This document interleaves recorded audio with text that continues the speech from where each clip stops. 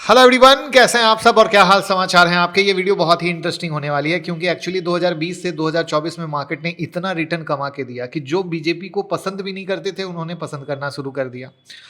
और 2025 या 2024 के आखिरी से जब मार्केट गिरना शुरू हुआ तो जो लोग बीजेपी को पसंद करते थे वो अब बीजेपी सपोर्टर नहीं रहे, वो कांग्रेस के सपोर्टर हो गए। अब आपको हो गया ऐसा क्यों? क्योंकि 2024 से राहुल गांधी कह रहे थे भैया मार्केट बहुत बड़ा स्कैम है, गिरना चाहिए, अदानी जी का फेवर, साथ में जो SEBI chairperson, x SEBI chairperson जो हो गई है मधुरिमा जी, उनके बारे में भी बहुत सारी बातें आ रही थी, बहुत सारी चीज़ों को वो डेटा फैक्ट के साथ रख रहे थे। और फाइनली मार्केट की गिरावट जो दबा के हुई है उसके बाद अब ये सारी चीज़ें वायरल होनी शुरू हो गई कि राहुल गांधी पहले से ही इन बातों के बारे में आगाह कर रहे थे बट किसी ने सुना नहीं।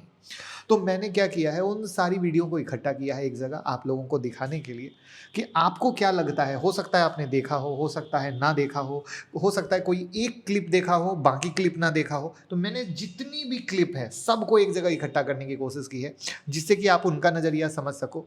और आपको क्या लगता है, सच में स्टॉक मार्केट में कुछ स्कैम हुआ है, कुछ घोटाला हुआ है जिसके कारण मार्केट इतना गिर रहा है? क्या है आपका नज़रिया, अभी बता सकते हैं या सारी वीडियो को देखने के बाद बता सकते हैं?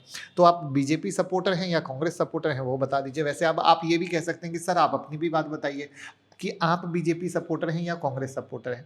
तो शायद अगर आपने ध्यान से कभी भी मुझे सुना हो तो मैंने हमेशा कहा है ना मैं बीजेपी सपोर्टर हूँ ना मैं कांग्रेस सपोर्टर हूँ। हम स्टॉक मार्केट में ट्रेडर और इन्वेस्टर हैं जो हम स्टॉक मार्केट में पैसा कमाने आए हैं। हमें हमारी अपॉर्चुनिटी से मतलब है और हम अपने मौके को जाने नहीं देना चाहते।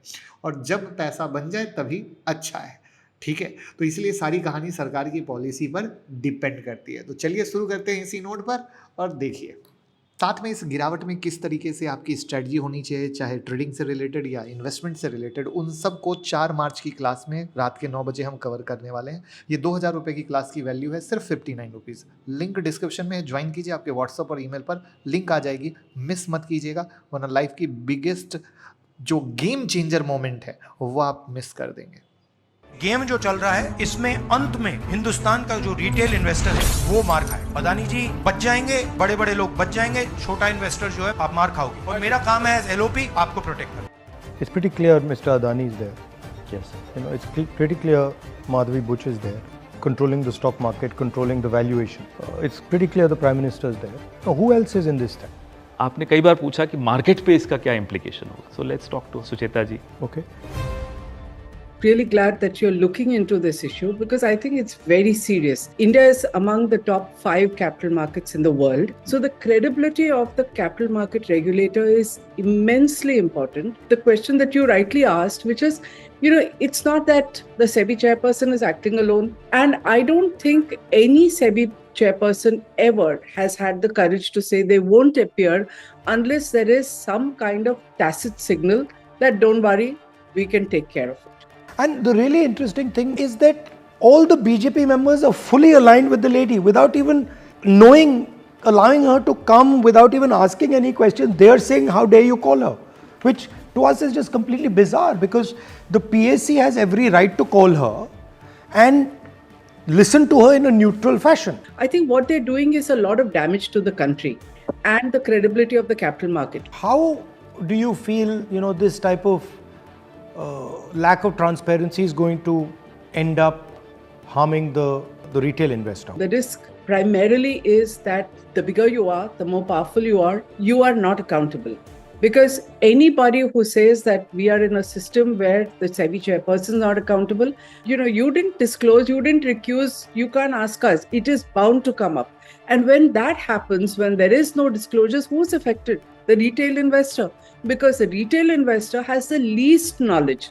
The retail investor is only trading on the basis of what is eventually out there in the media. He or she are supposed to see through the planting by influencers, what is not there, and then make a decision about what to invest in and what not to.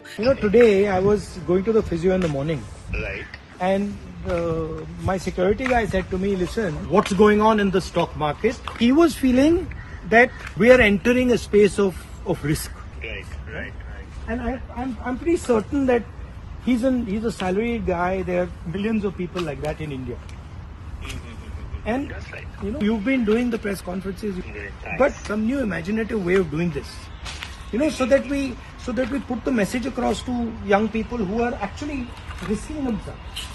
Because if this thing goes sideways, then they're going to get hurt. So that's why I'm pestering you. But if we can think about it in a innovative, smart way, which I know you can do. Who are we protecting? We're trying to protect the interest of all these millions of investors, retail investors. And if you want me to be involved in it, you tell me how. They're actually videoing this conversation because they want to sort of make it transparent about how we are thinking about it. मैं एक बार parliament में जा रहा था और parliament के वहाँ पे जो सिक्योरिटी गार्ड्स हैं उनसे मेरी दोस्ती है, तो मैंने उन एक सिक्योरिटी गार्ड से पूछा भाई क्या कर रहे हो, तो उसने मुझे कहा बहुत मज़ा आ रहा है। मैंने कहा क्या हुआ? उसने कहा मैंने अदानी के स्टॉक खरीदे और उसके बहुत सारे पैसे बन रहे थे। मगर मैंने सोचा कि वो सैलरीड क्लास का है और ऐसा काम करना उसके लिए काफ़ी रिस्की है, मगर उसको रिस्क नहीं समझ आ रही। स्टॉक मार्केट बढ़ती जा रही है और मैं देखता हूँ टीवी पे देखता हूँ कि एडवर्टीजमेंट्स आते हैं कि भैया स्टॉक मार्केट में इन्वेस्ट करो, और जो सॉर्ट ऑफ रिलेटिवली फाइनेंशियली कमज़ोर लोग हैं वो भी इसमें वो अभी स्पेकुलेट कर रहे हैं, तो इसमें काफ़ी रिस्क होता है। बड़ी इंपॉर्टेंट चीज़ के बारे में आपको कहना चाहते हैं। पहली बार हमने नोट किया कि चुनाव के समय प्रधानमंत्री ने, होम मिनिस्टर ने और फाइनेंस मिनिस्टर ने स्टॉक मार्केट पर टिप्पणी दी। प्रधानमंत्री ने 2-3 बार 4 बार देश को कहा कि स्टॉक मार्केट तेजी से आगे बढ़ने जा रही है। होम मिनिस्टर ने सीधा कहा कि 4 जून को स्टॉक मार्केट आसमान में जाएगी, लोगों को खरीदना चाहिए, और यही मैसेज फाइनेंस मिनिस्टर ने दिया। फर्स्ट, ये आज थोड़ा हम